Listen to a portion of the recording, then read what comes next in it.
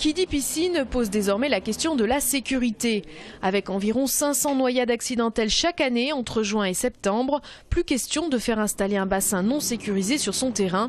La loi du 3 juillet 2003 impose aux professionnels de conseiller leurs clients au choix l'alarme, la barrière, la couverture ou l'abri. Les premiers prix commencent à partir de 300 €.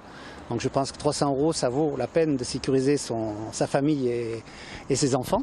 Et ensuite, si vraiment en dernier ressort, vous ne vouliez pas, à ce moment-là, vous avez à signer une décharge comme quoi vous avez été conseillé. Et vous pouvez effectivement prendre le risque, mais à ce moment-là, vous le prenez vous-même.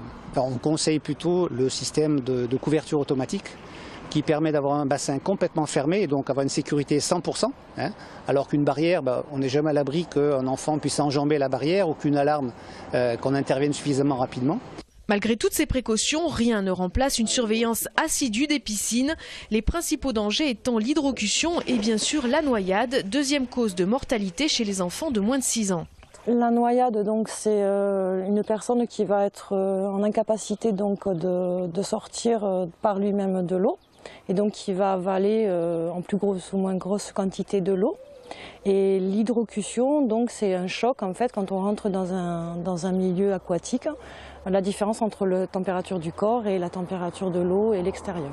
Donc là, Damien extrait une victime de noyade de l'eau.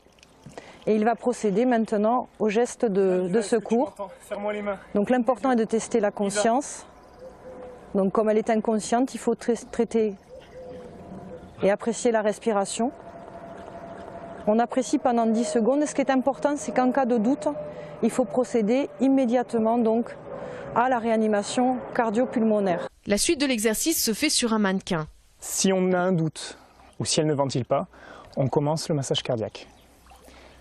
Avant ça, on va faire 5 insufflations starter parce que là, c'était le cas d'une noyée. Je vais libérer les voies aériennes et je vais insuffler 5 fois dans la bouche de la victime pour lui apporter de l'air. Et après, je commence le massage cardiaque en appelant à l'aide et cherchant un DSA. En cas d'accident, donner l'alerte au SAMU en appelant le 15 augmente de 4% les chances de survie de la victime. Si l'on rajoute le massage cardiaque et le défibrillateur, les chances passent à 40%. Mais dans tous les cas, la clé reste la réactivité des personnes présentes.